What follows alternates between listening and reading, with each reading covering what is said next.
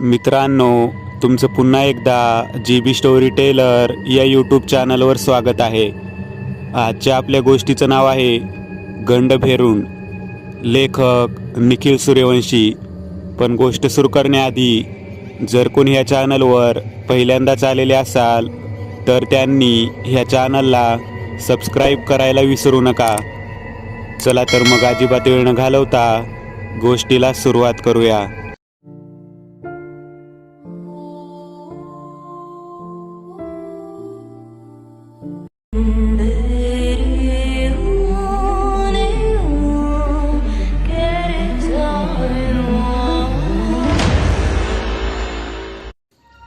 माझी मागील कथा तळघराचे रहस्य या कथेचा हा पुढील भाग आहे. मागील भागात महादेव यांनी एकदंत यांना ती तळघरातली दगडी खोली दाखवली. त्या खोलीमध्ये एक मूर्ती होती, गंडभेरुंड. आता पुढे जवळपास सन 1500चा काळ. चिमाजी बायकोसोबतच्या रोजच्या कटकटीला वैतागून रात्री जेवण झाल्यावर तसाच त्याच्या छोट्याशा घराबाहेर पडला आणि थेट सरदाराच्या वाड्याकडे निघाला. चिमाजी हा मोगल सैन्यात असलेल्या एका सरदाराच्या पदरी शिपाई होता. जुन्नर जवळ असलेल्या एका गावात तो सरदार राहत होता आणि त्याच्या वाड्यापासून काही अंतरावरच चिमाजी राहत होता. रोज रात्री वाड्यावर गस्त घालायचे काम ज्या तुकडीचे असायचे त्याच तुकडी चिमाजी होता. पण सरदाराने आज मात्र त्यांना येऊ नका असा निरोप दिलेला. पण तरी देखील घरातून बाहेर पडल्यावर चिमाजी त्या वाड्याकडे निघाला. वाड्यावर अजून कोणी शिपाई असतील तर त्यांच्यासोबत त्यांचा विरंगुळा झाला असता. वाड्याजवळ गेल्यावर मुख्य दरवाजाने न जाता चोर दरवाजाने आत गेला. वाड्यातील सैनिक याच रस्त्याने ये जा करत असत. चिमाजी आत गेल्यावर त्याला सर्वत्र शांतता जाणवली. वाड्यामध्ये रोजसारखी सैनिकाची वर्दळ नव्हती, पण वाड्यामागे एक खोली होती जिथे होम हवन केले जाई. त्या बाजूने कसला तरी आवाज चिमाजीच्या कानी पडला. अंधारातून भिंतीच्या आडोशाने चिमाजी तिकडे सरकला. सैनिकांची 5 जणांची सशस्त्र एक तुकडी त्यांच्या नजरेस पडली. ते 5 जण त्या होमाच्या खोलीमध्ये घुसले. त्या 5 सैनिकांव्यतिरिक्त अजून एक व्यक्ती देखील होता जी त्यांच्या मागोमाग बाहेर पडली. पण ती व्यक्ती कोणी पुजारी वाटत होती. काहीच वेळात त्या खोलीमधून ते काहीतरी वस्तू पोत्यात घेऊन बाहेर येताना दिसले. असे 6 जण सरदारांच्या मुख्य वाड्यात घुसले. हे सगळं चिमाजी एका झाडाआड लपून पाहत होता. त्या होमाच्या खोलीमध्ये काय घडले हे पाहण्यासाठी त्याची उत्सुकता चाळवली. ते सैनिक निघून गेल्यावर तो त्या होमाच्या खोलीमध्ये गेला. आत 2 मोठ्या समई तेवत होत्या. त्या उजेडात समोर असलेले दृश्य पाहून चिमाजीला धक्काच बसला. तिथे 4 पुजाऱ्यांचे रक्तात माखलेले मृतदेह पडलेले.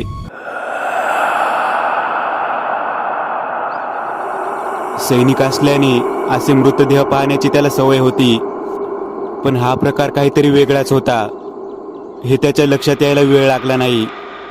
आता आलेल्या सैनिकांनीच हे केले असणार, त्याला या गोष्टीची खात्री झाली होती. पण हे सगळं कशासाठी हाच प्रश्न त्याच्या डोक्यात घुटमळत होता. याचा माग काढण्यासाठी तो गुपचूप वाड्यात घुसला. वाड्यातील पहिल्या मजल्यावरून काही आवाज येत होते. त्यामुळे पुन्हा बाहेर येऊन शेजारी असलेल्या झाडावर तो चढला. त्या झाडाची एक फांदी खिडकीकडे जात होती.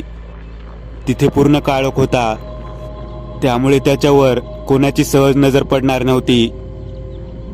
तो त्या खिडकीजवळ गेला आणि दबा धरून बसला. समोर तो पुजारी आणि सरदार होते. पुजारी म्हणाला, आपली योजना पूर्णच असफल झाली सरदार, आणि आता काही करू पण शकत नाही. सरदार म्हणाले, आम्हाला कल्पना आहे पंडित, म्हणूनच याची कुठेही वाच्यता होऊ नये म्हणूनच त्या चौघांना ठार करण्याचा आम्ही हुकूम दिला. पुजारी म्हणाले, पण एक गोष्ट आहे महाराज, जी तुम्हाला समजली पाहिजे. सरदार म्हणाले, कोणती गोष्ट पंडित? त्यानंतर तो सरदार आणि पुजारी यांच्यात बराच वेळ चर्चा, खलबते चालू होती. चिमाजी आवक होऊन सर्व ऐकत होता. काही वेळाने सरदार उठले. त्यांनी बाहेरील एका सैनिकाला आत बोलावले आणि म्हणले, ती पोत्यात असलेली मूर्ती काढ बाहेर आणि या समोरील खोलीत घेऊन जा आणि त्या मूर्तीसमोर मांडी घालून बस. सरदाराचा हुकूम ऐकून त्या सैनिकाने तसेच केले. त्यावेळी तो पुजारी म्हणाला, आपण थोडा वेळ आराम करू सरदार, आणि जवळपास अर्ध्या प्रहराने पुन्हा येऊ. मग ते दोघेही खाली निघून गेले. बराच वेळ गेला. चिमाजी उत्कंठेने त्यांच्या येण्याची वाट पाहत होता, कारण हे जे काही चालले आहे ते काहीतरी विचित्र आहे याची त्याला केव्हा जाणीव झालेली. जवळपास अर्धा प्रहर झाला असेल. तो सरदार आणि पुजारी पुन्हा तिथे आले. आल्यावर ते दोघेही त्या खोलीकडे वळले. काही वेळातच दोघेही बाहेर आले. सरदाराच्या चेहऱ्यावर चिंता दिसत होती. तो म्हणाला, पंडित, हे काहीतरी भयंकरच निपजले आहे. यावर पुजारी म्हणाला, होय सरदार, विधी करताना आम्हाला याची जाणीव झाली. ज्या मंत्राचा उल्लेख पिशाच्य वेदात झालेला आहे ते मंत्र प्रत्यक्षात वेगळेच कार्य करतात. सरदार म्हणाले, तो वेद आपल्याला नष्ट करायला हवा पंडित. तो जर इतर कोणाच्या हातात लागला तर काहीतरी भयंकर परिणाम होतील. पुजारी म्हणाला, या वेदाची एकच प्रत उपलब्ध होती सरदार, आणि ती मिळवण्यासाठी आपल्याला त्या यशाचा काटा काढावा लागणार, कारण त्यालाही कल्पना होती हा वेद भयानक आहे. सरदार म्हणाले, आपल्याला फायद्यासाठी ते करणे गरजेचे होते पंडित, पण आता ना ती मूर्ती काही कामाची आहे ना हा वेद. त्यामुळे तुम्ही एक काम करा, वाड्याच्या मागे असलेल्या वनराईमध्ये ती मूर्ती गाडून टाका, आणि दुसरी गोष्ट म्हणजे सैनिकांना सांगून आतल्या खोलीमध्ये ते प्रेत हलवा, आणि बाकी त्या पुजाऱ्यांची प्रेते देखील तिथेच गाडून टाका. कोणाला या गोष्टींची तुझभर देखील कल्पना यायला नको. पुजारी म्हणाला, आणि या वेदाचे काय करू सरदार? सरदार म्हणाले, त्याच मूर्तीसोबत हा वेद देखील गाडून टाका. त्यांचे अजून काही बोलणे आटोपल्यानंतर पुजारी निघून गेला. रात्रीचा दुसरा प्रहर चालू झालेला. चिमाजी अजून तिथेच बसला होता. आता आपण जे पाहिलं आणि ऐकलं यावर त्याचा विश्वासच बसत नव्हता. तो वाट पाहत राहिला. काही वेळातच ते सैनिक आणि गुरुजी ती मूर्ती घेऊन वनराईकडे गेले. तो तसाच गुपचूप झाडावरून उतरला आणि त्यांच्या मागावर गेला. त्यांनी ती जागा पाहिली जिथे ते सैनिक ती मूर्ती पुरत होते, आणि मग घरी आला. काही दिवसानंतर चिमाजीची आई दम्याच्या आजाराने पीडित असायची. एका रात्री चिमाजी घरी नसतो. त्याची वाड्यावरची गस्त सुरू असते, आणि त्याच रात्री दुसऱ्या प्रहरात चिमाजीच्या आईची प्रकृती जास्त बिघडू लागते. श्वास घेणे अवघड होऊ लागते. चिमाजीची बायको रखमा त्यांच्या मुलाला म्हणजे जोत्याजीला म्हणते, पोरा तू पटकन जा आणि वैद्यबुवांना बोलून आण. म्हातारीची तब्येत खूपच खराब झालीये. जोत्याजी तसाच धावत वैद्यांकडे जातो, पण इथे घरात अचानक चिमाजीच्या आईचा श्वासच अडकतो आणि त्यांचा मृत्यू होतो. जोत्याजी वैद्यांकडे पोहोचतो, पण घरी वैद्य नसतात. त्यामुळे तो तसाच घरी परत येतो. घरात रखमा रडत बसलेली असते. जोत्याजीला पाहून म्हणते, अरे गेली म्हातारी, जा लवकर तुझ्या बापाला घेऊन ये वाड्यावरून. जोत्याजी तसाच धावत वाड्याकडे जातो. इथे घरात चिमाजीच्या आईचे प्रेत तसेच पलंगावर असते. रखमा भिंतीला पाठ टेकून गुडघे वर करून त्यावर हाताची घडी घालून डोके खाली घालून बसलेली असते. अचानक तिला समोर श्वासांचा जोरात आवाज येऊ लागतो. ती मान वर करते तसं तिला धक्काच बसतो. समोर तिची सासू असते, गुडघ्यावर बसलेली. समोर दोन्ही हात टेकवलेले असतात आणि ती नजर रोखून रखमाकडे पाहत असते. तिचे ते लाल डोळे पाहून रखमा भेदरते. आताच तिचा मृतदेह समोर पलंगावर असतो आणि पुढच्या क्षणाला ती अशी समोर असते. रखमाला हा धक्का सहनच होत नाही. ती किंचाळते, दारातून बाहेर धावू लागते. तितक्या दारातून चिमाजी आत येत असतो. त्याला जाऊन ती धडकते. चिमाजी तिला विचारतो, काय झालं आईला? तू कुठे निघाली होतीस अशी? रखमाला नीट बोलता देखील येत नसते. ती म्हणते,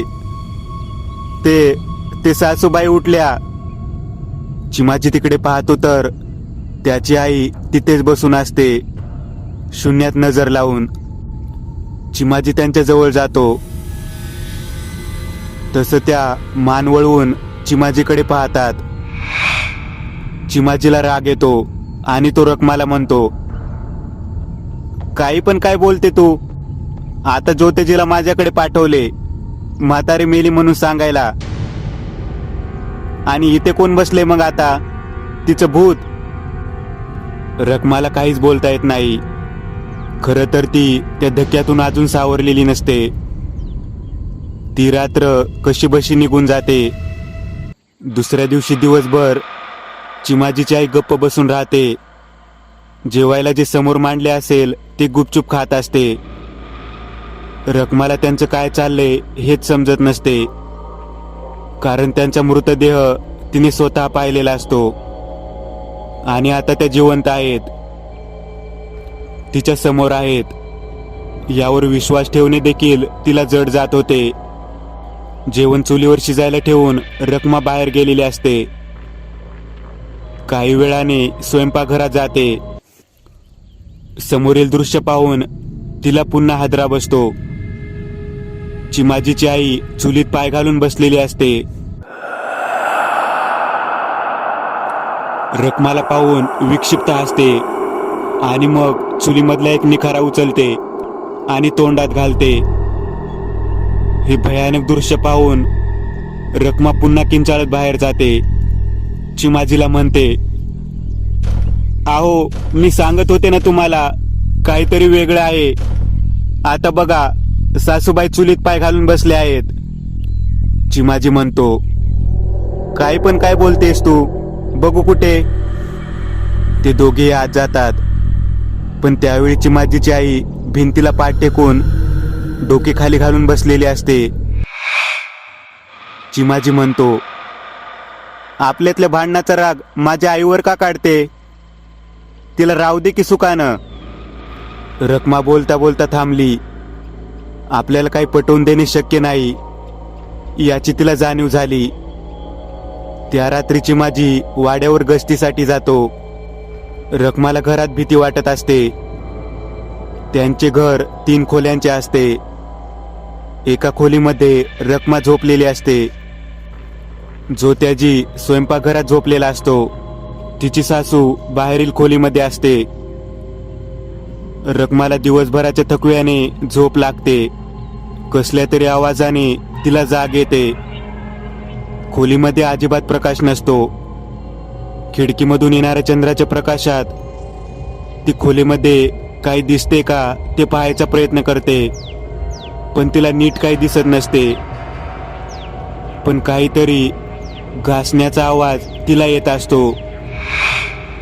बाहेरील खोलीमध्ये तेवत असलेली समय आणण्यासाठी ती उठते. तोच तिच्या पायाला काहीतरी लागते आणि ती खाली पडते. ती वळून पाहायचा प्रयत्न करते, पण तिथे काहीच नसते. तिला आश्चर्य वाटते. आता ती कशाला तरी अडकून पडली, पण तिथे तर काहीच नाहीये. ती उठून बाहेर जाते. समय घेऊन पुन्हा आत येते. समईच्या प्रकाशात खोली काहीशी उजळते, पण तितक्यात तिची सासू रांगत पलंगाच्या मागे जाताना तिला दिसते. ती घाबरते, कारण समोरील भिंतीवर तिच्या सासूच्या 2 सावल्या तिला दिसतात. पण हळूहळू त्या दिशेने जाते. समईच्या उजेडात आजूबाजूचे काही नीट दिसत नसते. ती पलंगाच्या मागे पाहते, तर आता तिथे काहीच नसते. तिला मागून आवाज ऐकू येतो, रखमा. ती मागे वळून पाहते. तिची सासू तशीच गुडघ्यावर बसून तिच्याकडे पाहत असते. तोच हवेचा एक झोत येतो आणि समय विसते. अचानक तिची सासू रखमावर झडप घालते. रखमाच्या हातातील समय खाली पडते. समईच्या आवाजाने जोत्याजीला जाग येते. तो हातात दिवा घेऊन रखमांच्या खोलीमध्ये येतो. रखमा पलंगावर बेशुद्ध पडलेली असते. जोत्याजी त्यावेळी 12 वर्षाचा असतो. त्याला काय करावे हे समजत नाही. तो त्याच्या आजीला उठवायला जातो, पण ती उठतच नाही. त्याला वाटते ती गाढ झोपेत आहे, म्हणून तो पुन्हा येतो आणि रखमाच्या तोंडावर पाणी मारतो. रखमा दचकून उठते. समोर जोत्याजीला पाहून तिच्या जीवात जीव येतो. ती घाबरून आजूबाजूला पाहते आणि म्हणते, म्हातारी कुठे आहे? जोत्याजी म्हणतो, झोपली आहे ती बाहेर. रखमा त्याला म्हणते, आज तू इथे झोप, मला खूप भीती वाटत आहे तिची. जोत्याजी काही न बोलता तिथे झोपतो. दुसऱ्या दिवशी सकाळी रखमा एक निर्धार करूनच घराबाहेर पडते. तिला अंदाज आलेला असतो, हे जे काही तिच्या सासूसोबत होत आहे ते अमानवी आहे. त्यामुळे गावातच असणाऱ्या एका गुरुजींकडे ती निघाली होती. गुरुजींकडे पोहोचल्यावर तिने घडलेला सर्व प्रकार त्यांना सांगितला. मग गुरुजी म्हणाले, तुम्ही मांसाहार करता का? रखमा म्हणाली, नाही, अजिबातच नाही. आमच्या सासूबाईला चालतच नाही, त्यामुळे आम्ही देखील कधी खाल्ले नाही. यावर गुरुजी म्हणाले, हा प्रकार तुझ्या नवऱ्याला पटवून द्यायचा असेल तर एक उपाय आहे. मग आज घरी जाताना मांस घेऊन जायचं तू. रखमा म्हणाली, काय? हे कसे शक्य आहे? माझा नवरा रागावेल. गुरुजी म्हणाले, त्याची वेळच येणार नाही. तू घरी घेऊन जा मटण. त्यावर तुझी सासू काय प्रतिक्रिया देते त्यावरून तुझ्या नवऱ्याला आपोआप सत्य कळेल. काही वेळाने रखमा मांस घेऊन घरी आली. तिच्या हातात कापडी पिशवीमध्ये मांस होते. तिने दारातून आत पाऊल टाकताच इतका वेळ भिंतीला टेकून शांत बसलेली तिची सासू अचानक उठली. धावतच रखमाजवळ आली. तिने रखमाच्या हातातील पिशवी घेतली आणि त्यातले मांस आदर्शासारखे खाऊ लागली. चिमाजी तिथेच बसलेला. त्याला समोरील दृश्य पाहून धक्काच बसला, कारण त्याची आई मटणाला हात सुद्धा लावत नव्हती आणि आता तर कच्चे मांस खात होती. त्याने रखमाकडे पाहिलं. रखमा म्हणाली, आता पाहिलत का? मी सांगत होते तर तुम्हाला पटले नाही, म्हणून मी गावातल्या गुरुजींचा सल्ला घेतला. चिमाजी थक्क होऊन पाहतच राहिला. खाऊन संपल्यावर त्या रखमाकडे पाहत म्हणाल्या, अजून मांस पाहिजे मला. रखमा म्हणाली, नाही मिळणार. मला इतका त्रास झालाय तुझ्यामुळे. कोण आहेस तू? तसं चिमाजीची आई उभी राहिली आणि पुढच्या क्षणाला ती रखमासमोर होती. तिने रखमाच्या गळ्याला पकडले आणि सरळ तिला वर उचलले आणि समोर भिरकावून दिले. भिंतीला असलेली खुटी रखमाच्या पाठीत घुसली.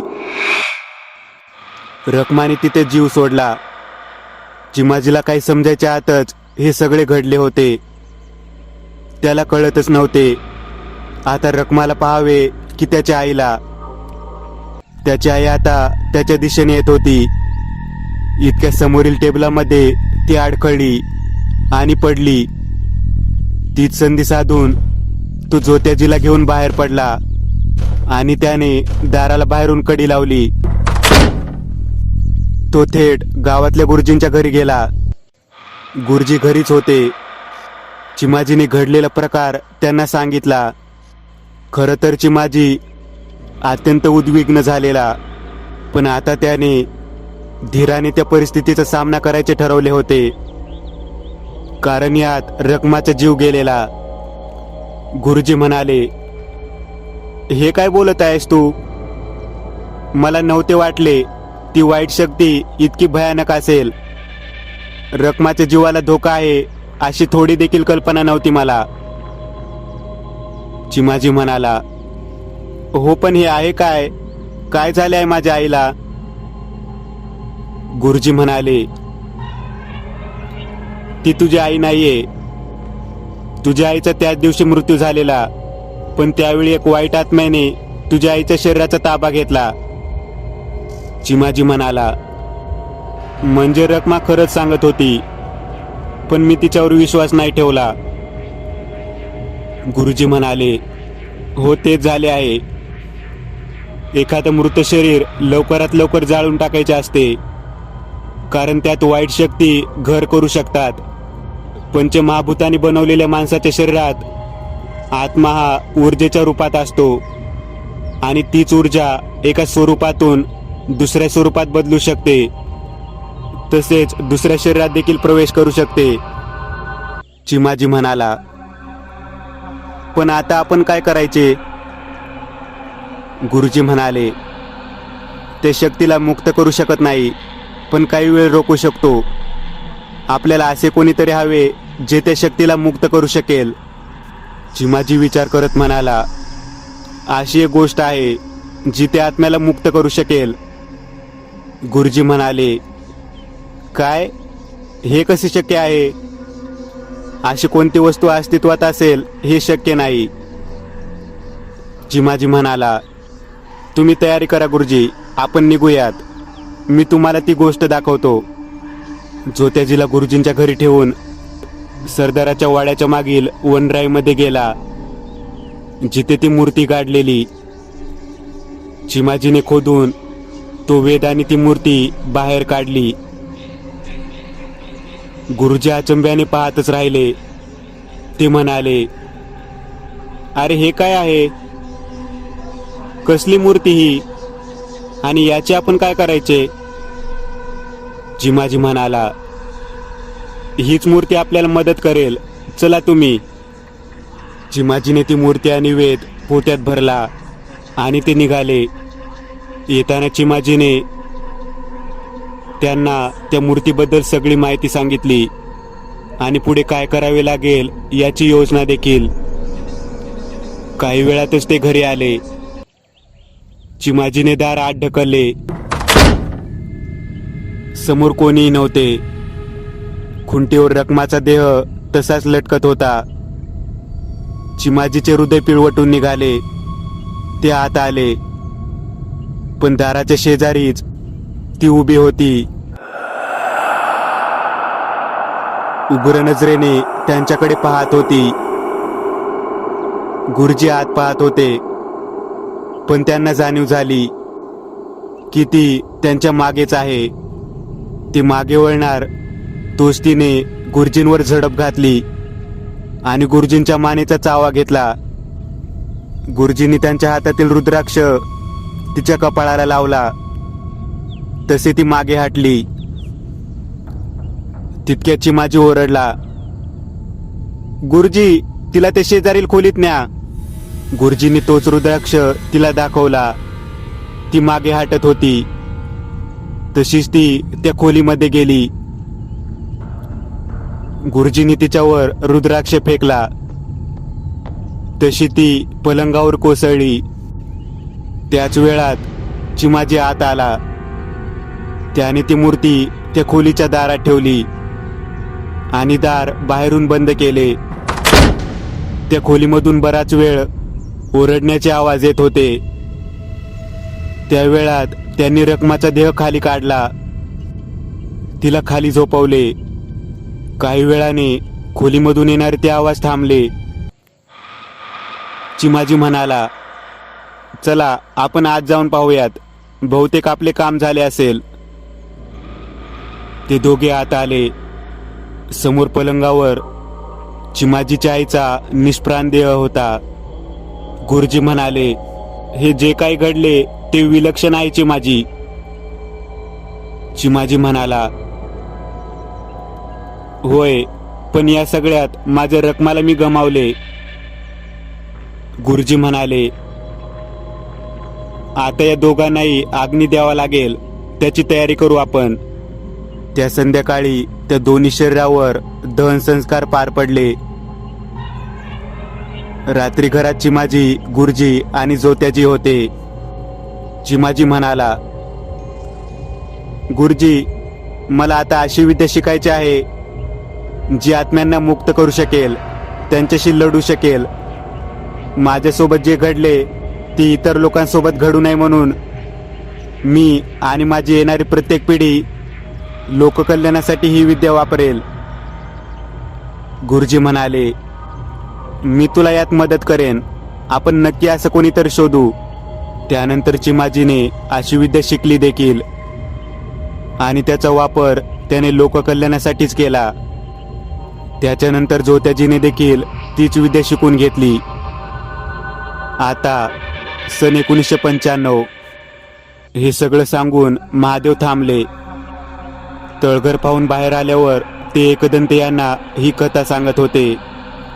एकदंत म्हणाले, बाबा, ही कथा कोणाची आहे? महादेव म्हणाले, अजून तुला समजले नाही. ही कथा आपल्याच पूर्वजांची आहे. चिमाजी हे आपलेच पूर्वज होते. आपल्याला हा वारसा तेव्हापासून मिळाला आहे आणि ही तीच गंडभेरुंडाची मूर्ती आहे. एकदंत म्हणाले, हो, पण ती मूर्ती काय करते हे मला अजून समजले नाही. आणि ती गोष्ट चिमाजींना कशी कळली? महादेव म्हणाले, जेव्हा चिमाजी त्या खिडकीत बसून सरदार आणि पुजारीचे बोलणं ऐकत होते तेव्हाच त्यांना समजले होते त्या मूर्तीबद्दल. आता मी काय सांगतो ते नीट ऐक एकदंत. ती मूर्ती श्रापित आहे. कोणी व्यक्ती त्या मूर्तीसमोर अर्ध्या प्रहरापेक्षा जास्त काळ राहिला तर ती मूर्ती त्या व्यक्तीचा आत्मा शोषून घेते. एकदंत यांना धक्काच बसला. ते म्हणाले, काय, हे कसे शक्य आहे? महादेव म्हणाले, असं म्हणतात अथर्ववेदाचे अजून 5 उपवेद होते जे आता अस्तित्वात नाहीत. सर्पवेद, पिशाचवेद, असुरवेद, इतिहासवेद आणि पुराणवेद. यातील पिशाचवेद त्यावेळी त्या सरदाराला सापडला होता आणि तुला तर माहीत आहे अथर्ववेद हाच मुळात मंत्र आणि रहस्याने भरलेला आहे. त्याचाच उपवेद असलेल्या पिशाचवेदात अनेक मंत्र आहेत. त्यावेळी त्या सरदाराचा हेतू होता त्या मंत्रांद्वारे त्या मूर्तीमध्ये असे बदल करावे की तिच्यात आपला आत्मा समाविष्ट करून तो त्याच मूर्तीद्वारे तो दुसऱ्या शरीरात टाकता येईल. कारण शरीर नष्ट झाले तरी दुसऱ्या शरीरात ती व्यक्ती जिवंत राहू शकेल. एकदंत म्हणाले, हे सगळं भयानक आहे बाबा, पण झाले काय नक्की पुढे? महादेव म्हणाले, मुळात वेद हे जवळपास इसवी सनापूर्वी 1500 वर्षापूर्वी लिहिले गेले आहेत. त्यांची भाषा, त्यांचा नक्की अर्थ समजणे हे साधे काम नाही. त्या सरदाराच्या सांगण्यावरून त्याच्या मुख्य विश्वासातल्या गुरुजीने इतर पुरोहितांसोबत मिळून त्या मूर्तीमध्ये मंत्राच्या सहाय्याने ती शक्ती स्थापन करण्याचा प्रयत्न केला, पण तो प्रयत्न अयशस्वी ठरला. पण त्यावेळी त्या गुरुजीला समजले की या मूर्तीमध्ये वेगळी शक्ती भरली आहे. त्याने ही गोष्ट सरदाराला सांगितली. त्यावेळी मग त्या सरदाराने त्याचा हा बेत अजून कोणाला समजू नये म्हणून इतर पुरोहितांना मारून टाकले. त्यानंतर जेव्हा सरदाराला समजले की त्या मूर्तीमध्ये आत्मा शोषून घ्यायची ताकद आली आहे, तेव्हा त्याने त्याच्या एका सैनिकावर प्रयोग केला आणि त्या सैनिकाला त्या मूर्तीसमोर खोलीमध्ये बसवले आणि त्यावेळी तो सैनिक मारला गेला. एकदंत म्हणाले, आता माझ्या लक्षात आले की चिमाजीला त्यावेळी नक्की काय काय ऐकायला मिळाले होते. पण अजून एक प्रश्न अनउत्तरित राहतो, ही मूर्ती बनवली कोणी? आणि दुसरी गोष्ट, गंडभेरुंडाचीच मूर्ती कशासाठी? महादेव म्हणाले, नरसिंहाने हिरण्यकश्यपूचा वध केल्यावर त्याच्या प्रचंड ताकदीमुळे आणि रागामुळे नरसिंह जगाचा विनाश करेल असे जेव्हा शंकराला वाटले, तेव्हा त्यांनी नरसिंहापेक्षाही जास्त ताकदवान असलेल्या शरभाचे रूप घेतले. शरभ म्हणजे 8 पाय असलेल्या सिंहाच्या शरीराला गरुडाचे पंख असलेला जीव. शरभाने 18 दिवस चाललेल्या युद्धात नरसिंहाचा पराभव केला आणि तिथेच विष्णूचा नरसिंह अवतार संपला. पण त्यानंतर शरभाचा पराभव करण्यासाठी विष्णूने एक अफाट शक्तिशाली रूप धारण केले, गंडभेरुंड. 2 तोंड असलेल्या गरुडाचे ते रूप होते आणि याच गंडभेरुंडाने शरभाचा पराभव केला. आज कोणत्याही देवतेने घेतलेल्या अवतारात गंडभेरुंड हा सर्वात शक्तिशाली अवतार होता. म्हणूनच ही मूर्ती निवडली गेली. आणि कुठे मिळाली त्याचा शोध पुढे चिमाजीने घेतला. ती मूर्ती सातवाहनकालीन आहे आणि ती मूर्ती तिथेच एका तळ्यात गावातल्या काही लोकांना सापडली होती. पण त्या मूर्तीवर जेव्हा सरदाराच्या गुरुजींची नजर पडली, ही अशी गंडभेरुंडाची मूर्ती त्या पुजाऱ्याच्या नजरेस पडली, तेव्हा त्याला त्यातला वेगळेपणा दिसला. या मूर्तीची जी शिळा आहे ती रक्षशिळा आहे. वाईट मूर्ती बनवण्यासाठी हा दगड वापरला जातो. तेव्हाच त्या पुजाऱ्याच्या लक्षात आले की मूर्ती वाईट कामांसाठीच बनवली आहे. एकदंत म्हणाले, पण अशा शापित मूर्ती असतात आणि त्या का बनवल्या जातात मग? महादेव म्हणाले, का नाही, असतात अशा मूर्ती. नानासाहेब पेशव्यांचे धाकटे बंधू राघोबा दादा यांच्या नित्यपूजेत असलेल्या तांत्रिक गणपतीची कथा तर सर्वश्रुत आहे. ती अघोरी गणेशाची मूर्ती ज्या ज्या घरात गेली त्या त्या घराचा निर्वंश झाला. ही गंडभेरुंडाची मूर्ती देखील त्याच श्रेणीमधली आहे, किंबहुना त्याहून भयानक आहे. त्या तळघरात कोणीही अर्ध्या प्रहरापेक्षा जास्त काळ राहिला तर तो व्यक्ती मरण पावेल. एकदंत म्हणाले, मग आपण तो कलश तिथे का ठेवला? महादेव म्हणाले, त्या कलशात आत्मा आहे एकदंत, आणि ती मूर्ती आत्मा शोषून घेते. समजले का आता काय होणार आहे ते? एकदंत म्हणाले, होय समजले. त्या कलशात असणारी आत्मा ती मूर्ती शोषून घेणार आणि त्या आत्म्यापासून आपल्याला सुटका मिळणार. महादेव म्हणाले, हो अगदी बरोबर. आणि आपल्या तळघरात ज्या रेगा आहेत त्या रेगा त्या मूर्तीपासून एक ठराविक अंतर दर्शवतात. त्यात आपण अर्ध्या प्रहरापेक्षा जास्त काळ राहायचे नाही. आणि दुसरं म्हणजे त्याच रेगा कोणत्याही वाईट शक्तीला त्या तळघरातून बाहेर पडू देत नाही. हेच आहे रहस्य त्या श्रापित गंडभेरुंडाचे. तूही लक्षात ठेव, त्या मूर्तीचा उपयोग फक्त अशाच आत्म्यासाठी करायचा ज्यांना मुक्ती देणे तुला शक्य नाही. एकदंत म्हणाले, होय बाबा, या सर्व गोष्टी मी कायम लक्षात ठेवेन.